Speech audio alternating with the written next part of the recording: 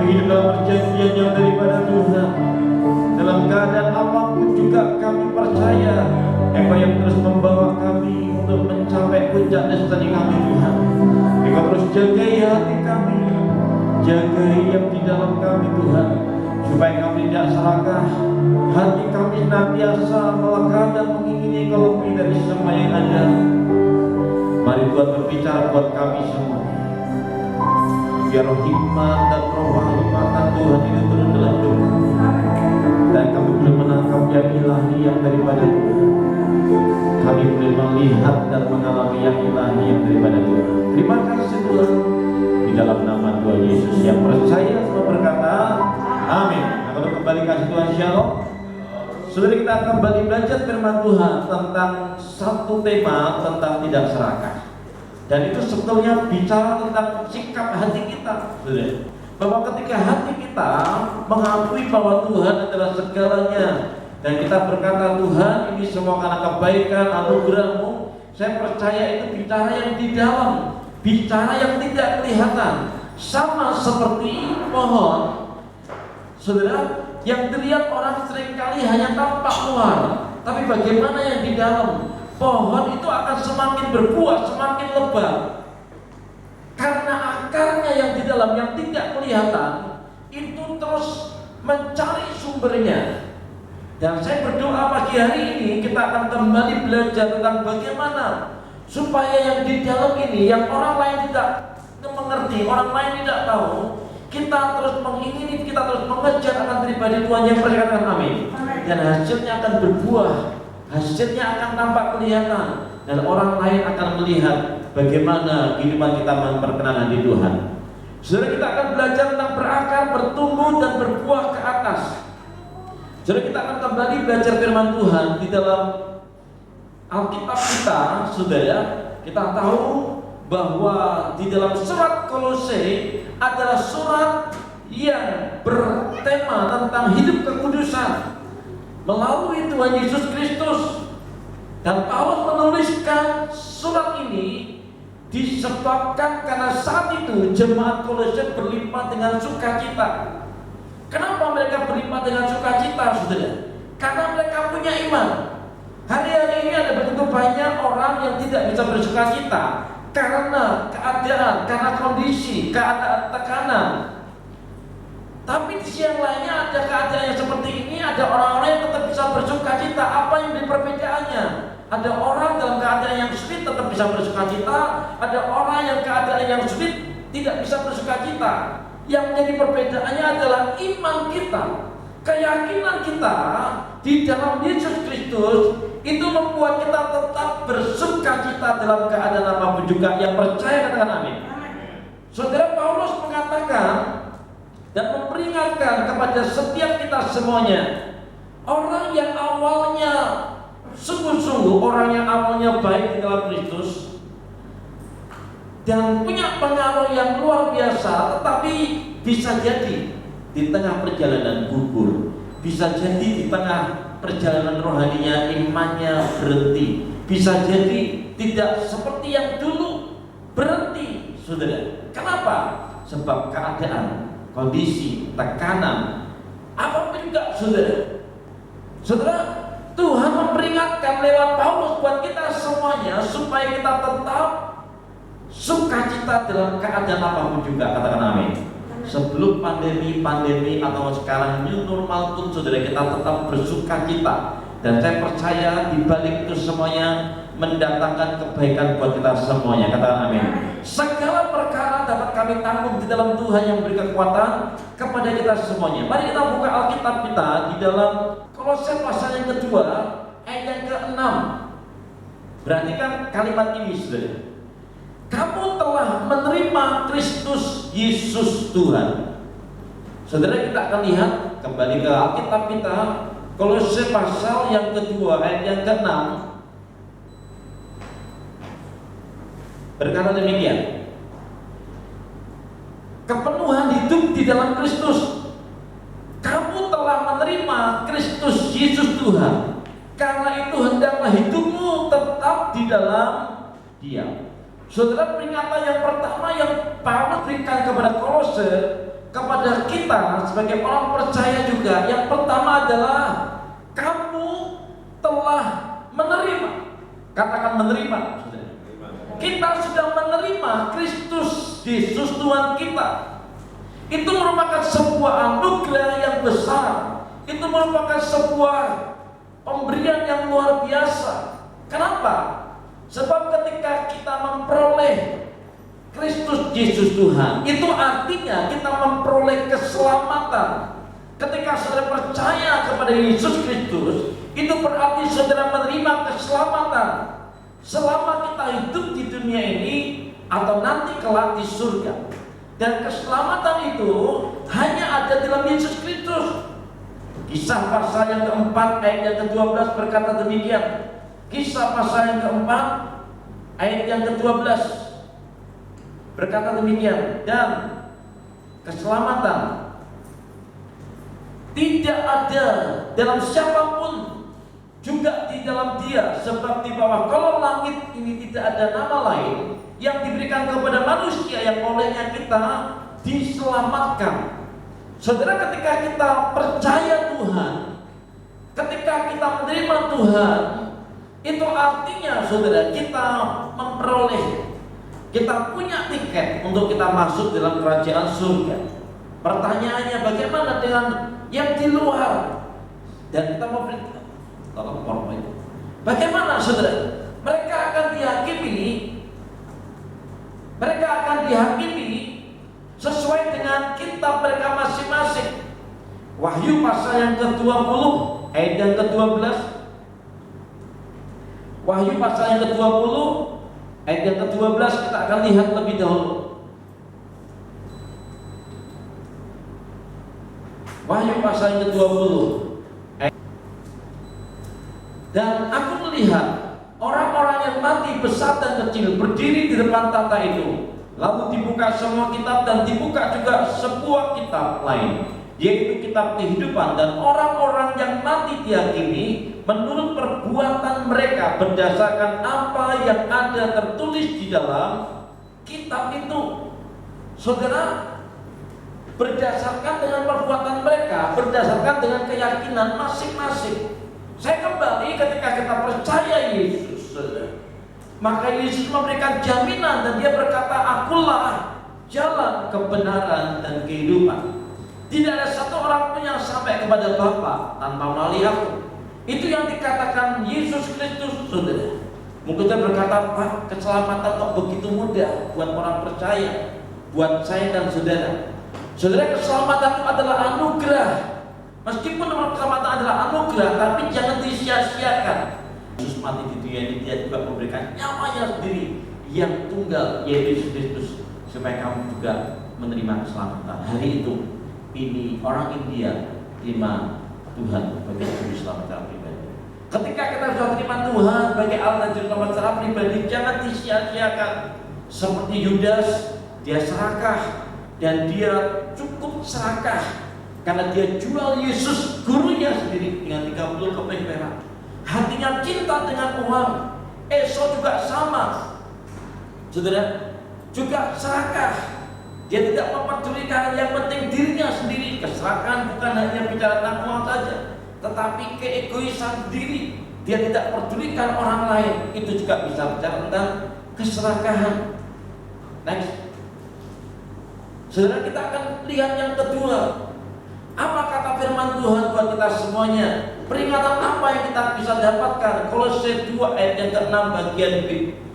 Kolose pasal yang kedua ayat yang ke-6 bagian B. Karena itu hendaklah hidupmu tetap. Perhatikan kata tetap di dalam Dia. Kenapa Paulus memberitahukan supaya kita tetap di dalam Dia?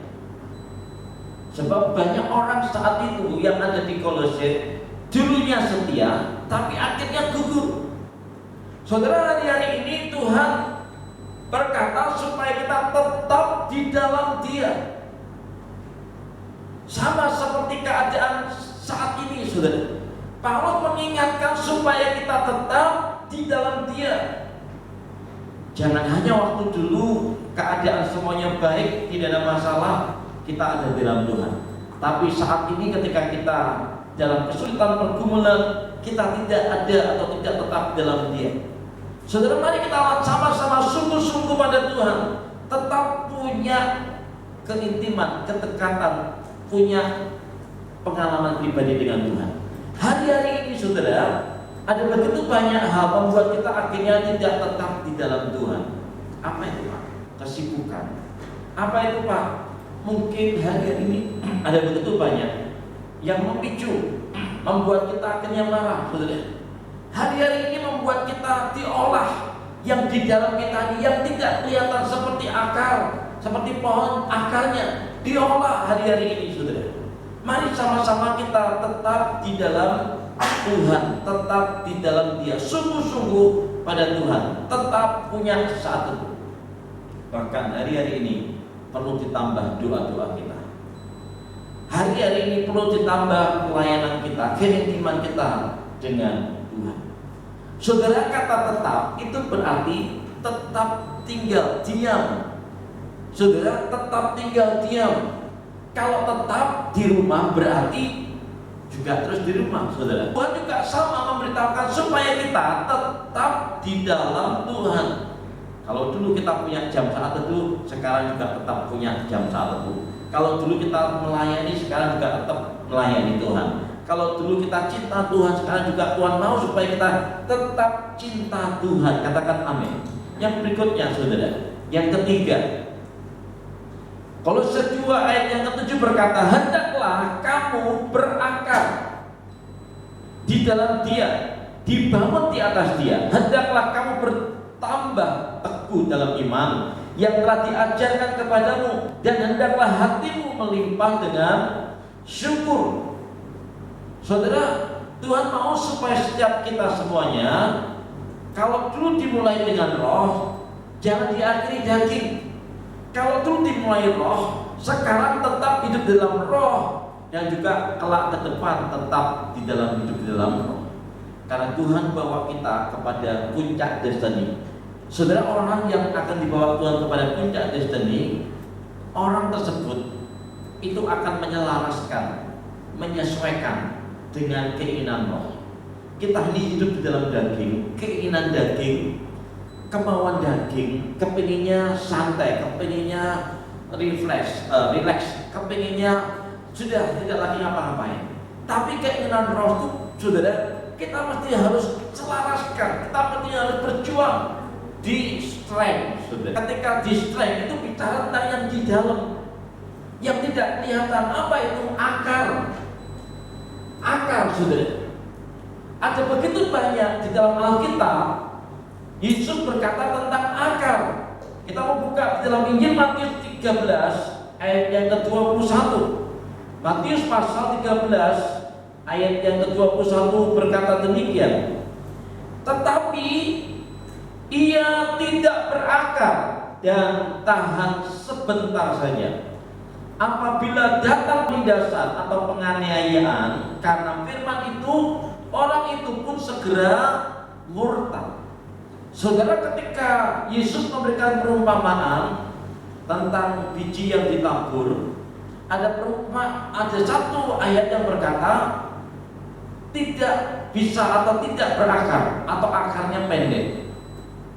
Ini bicara tentang orang-orang yang punya akar pendek. Maksudnya apa? Orang-orang yang punya keintiman dengan Tuhan yang sangat kurang sekali, kedekatan dengan Tuhan sangat kurang sekali. Saudara, pohon beringin itu punya akar yang bisa menembus ke dalam tanah. Bahkan kalau ada tembok pun itu bisa ditembus, saudara. Tergantung juga kekuatan akar itu.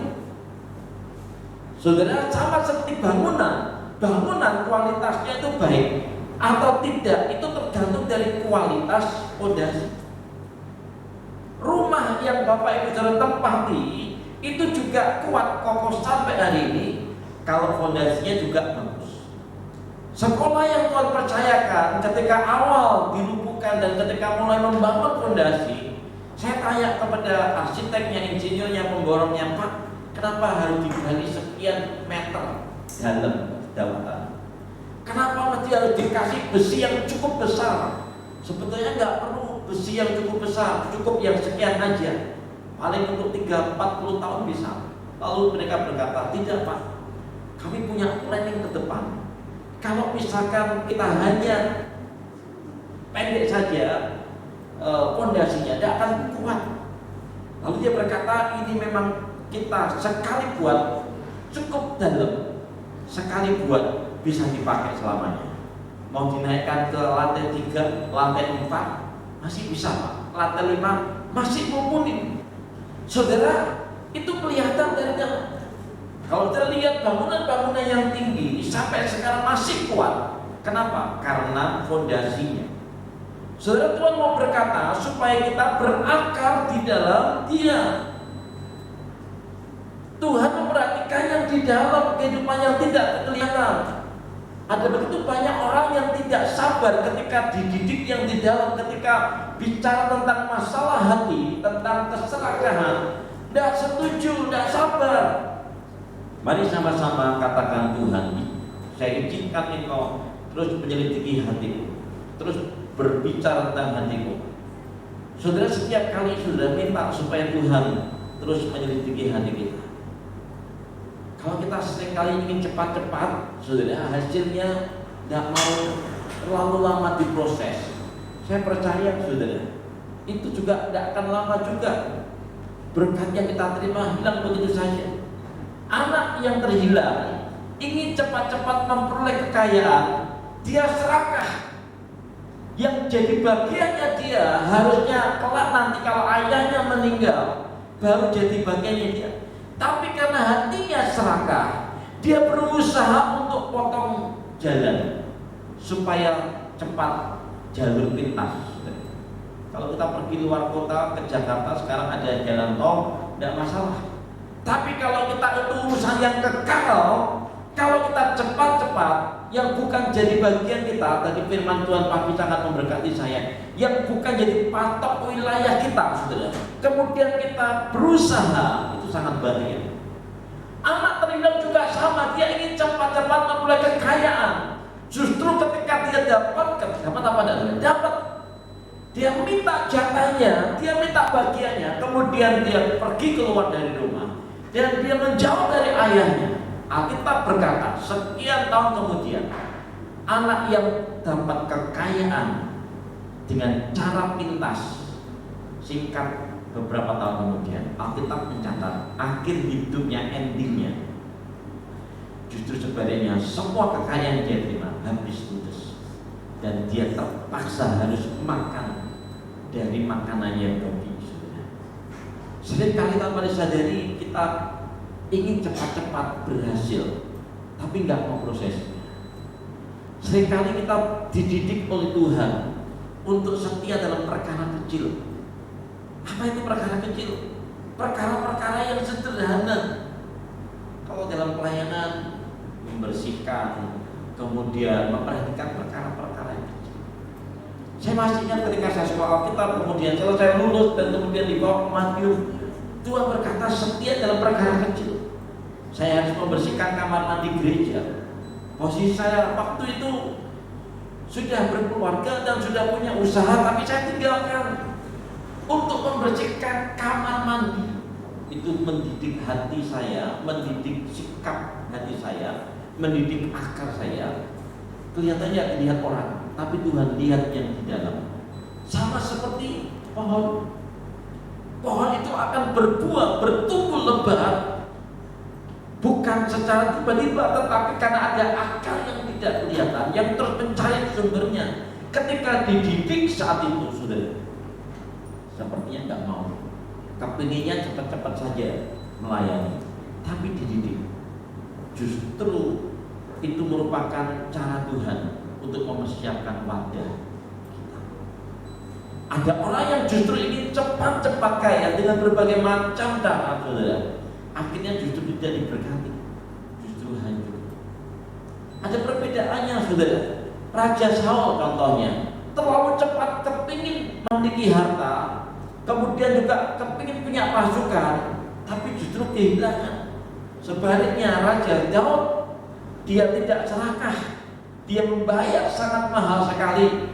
Dia harus menunggu bertahun-tahun, dia harus difitnah, dia harus diancam dengan kematian. Tapi dia tetap, ini bukan wilayah saya. Dia tidak serakah.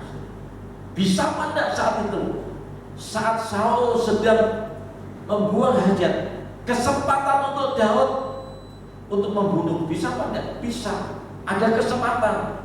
Tapi Daud tetap menjaga hatinya.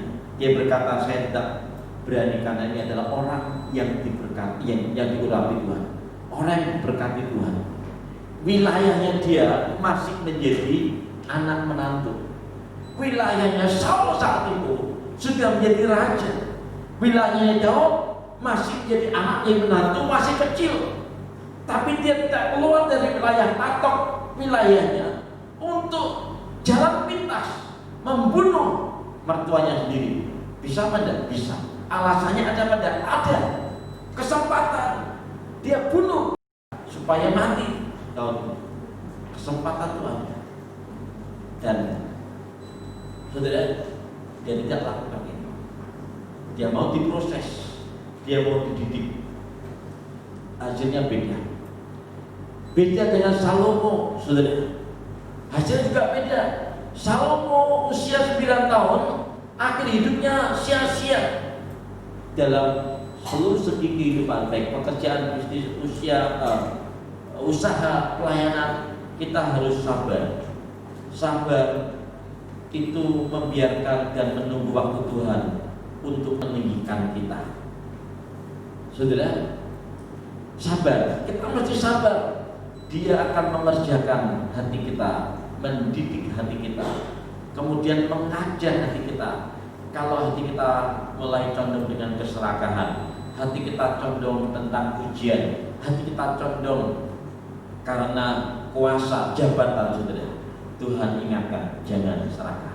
Serakah bukan hanya bicara tentang uang, serakah juga bukan bicara hanya saja materi, tapi serakah bisa bicara tentang kesombongan, bicara tentang peninggian, bicara tentang kekuasaan.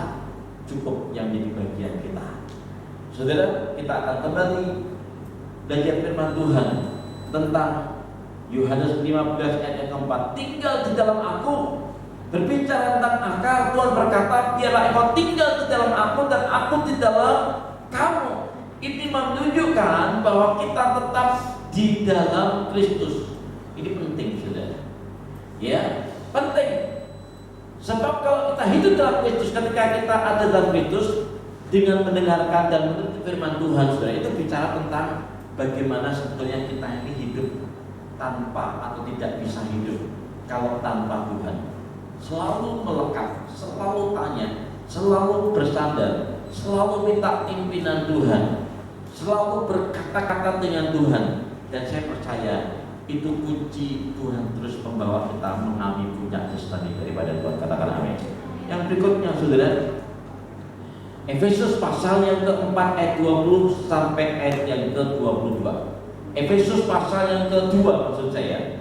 Efesus pasal yang kedua ayat 20 sampai 22. Yang dibangun di atas dasar para rasul dan para nabi dengan Kristus Yesus sebagai batu penjuru. Di dalam Dia tumbuh seluruh bangunan rapi tersusun menjadi bait Allah yang kudus di dalam Tuhan. Ayat 22, di dalam Dia kamu juga turut dibangunkan menjadi tempat kediaman Allah di dalam Roh. Apa artinya ini, saudara?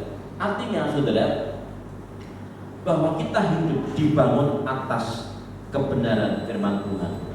Dari perjanjian lama sampai perjanjian baru, dari contoh kehidupan para tokoh-tokoh di Alkitab, itu menjadi satu teladan. Kita bisa tiru, kita bisa contoh. Dan hari ini mereka menjadi saksi kita. Dia melihat kita, keadaan kita. Kita sedang lemah, kita tidak punya kekuatan. Kita ingat satu ayat, dialah yang lemah berkata, I am strong, saya kuat di dalam Tuhan Yesus. Ketika dalam keadaan sepertinya di dalam penjara, sama seperti Paulus, dia tetap menyembah, memuji nama Tuhan. Dalam keadaan yang sulit sekalipun, difitnah seperti Yusuf, dia tetap menaikkan pujian ucapan syukur kepada Tuhan. Tidak sakit hati, Dan saya percaya orang-orang yang seperti ini diangkat oleh Tuhan, mencapai puncak destiny daripada Tuhan. Saya bersyukur hari-hari ini buat banyak orang berkata cukup sulit, cukup berat, ada begitu banyak tanpa disadari sudah memicu kemarahan, emosi, memicu banyak kejengkelan, kekecewaan. Tapi ketika kita berkata Tuhan mampukan, dan saya berkata kalau kita tidak bisa hidup tanpa Tuhan, itu adalah alamat yang tepat. Tuhan akan membawa kita mencapai puncak destiny yang percaya, katakan amin. Mari sama-sama kita bangkit berdiri. Kita minta supaya Roh Kudus memampukan hidup kita semuanya. Roh Kudus turun dalam hidup kita semuanya. Holy Spirit rain down. Holy Spirit rain down.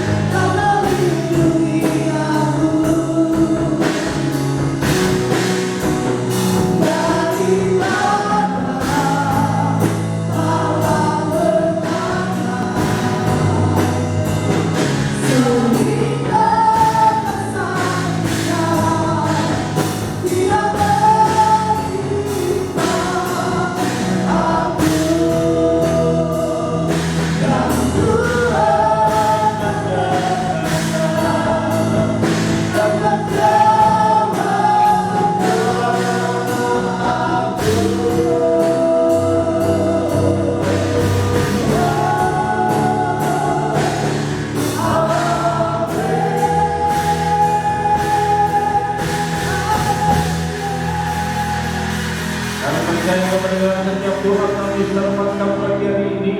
Dan kami terima berkat yang terbaik daripada Tuhan. Mari angkat kedua tangan saudara dan terimalah berkat kasih daripada Allah Bapa. Anugerah dalam Tuhan Yesus Kristus akan bersama dengan Roh Kudus, limpah dengan karunia, kuasa, damai, sejahtera, kesukaan, pimpinan tanpa Roh Kudus turun menyertai hidup kita semuanya pagi hari ini sampai Maranatha. Diberkatilah keluargamu, diberkati pelayananmu, diberkati kesehatanmu, masa depan kita dan rencanamu, apapun yang kau kerjakan, yang kau sentuh Tuhan menjadi berhasil. Tuhan terus mengangkat jadi kepala, bukan ekor, tetap naik bukan turun. Ketika engkau tinggal dalam firman Tuhan, mentari dan melakukannya berakar ke bawah, berbuah ke atas untuk memperkenan dan menyenangkan hati Tuhan. Tidak ada satu pun yang terpotong. Semua mengalami puncak destiny yang daripada Tuhan, yang yakin dan percaya berkata, amin. Salam destiny.